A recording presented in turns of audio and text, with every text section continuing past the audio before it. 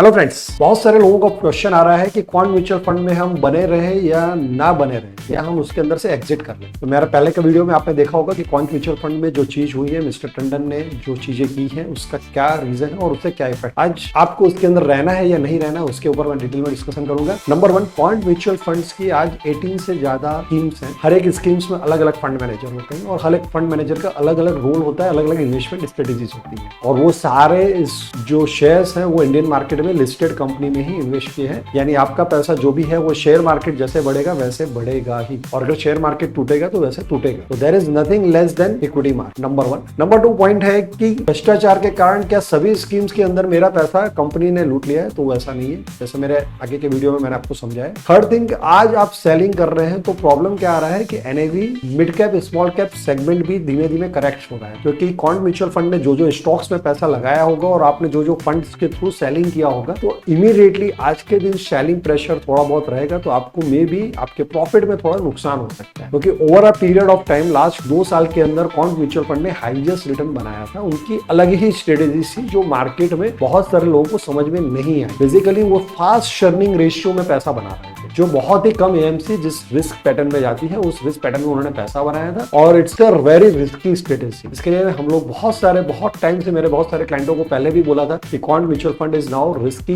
Management system, और इस risk management system को छोटे अमाउंट में मैनेज किया जाता है। जब आपके पास 5,000 या 10,000 करोड़ का फंड है तब आप ये मैनेज कर सकते हैं, ना कि 50, 80, 90,000 करोड़। वो रिस्की स्ट्रेटेजी का इफेक्ट आएगा, जिसके कारण अब वो रिस्की इफेक्टिव स्ट्रेटेजी वो यूज नहीं कर पाएंगे, तो आपके रिटर्न कम बन सकते हैं। तो कंसिस्टेंसी रिटर्न्स अगर आपको चाहिए तो वो अब जो पहले के जैसे रिटर्न्स थे 60%, 80%, 57% जो फंड्स के रिटर्न्स उन्होंने दिए थे, वो रिटर्न्स की आप एक्सपेक्टेशन मत रखिएगा। मगर over the period of time 15 to 20% is the average return. 13 से 15% उनकी सारी स्कीम्स के रिटर्न है। उतना ही एक्सपेक्टेशन अगर आपको आपके रिटर्न्स में, इन्वेस्टमेंट में है और आप हैप्पी हैं तो बने रहेंगे, आपको कोई लॉस नहीं आएगा। Last and very important thing, जब भी आप इन्वेस्टमेंट करें आपके फाइनेंशियल एडवाइजर को मिलकर करें, उनसे समझ के करें कि कौन सी स्कीम बेस्ट है, कैसे बेस्ट है, क्यों बेस्ट है और उसका रिस्क क्या है। हमेशा स्टैंडर्ड डेविएशंस को देखिए, फंड के बीटा को देखिए। हम रिटर्न के चक्कर में फंड के बीटा को देखना भूल जाते हैं, उसका स्टैंडर्ड डेविएशन देखना भूल जाते हैं। माई सेल्फ दीपेश गांधी, मैं लास्ट 20 ईयर से फाइनेंशियल प्लानिंग कर रहा हूँ। I am mutual fund AMFI certified mutual fund distributor, और हम हर एक चीज को ध्यान से समझ के करते हैं। I am not advising anything regarding you can cap और left, but it is very important be patient to make the money in the mutual fund industry. Thank you friends for watching this video.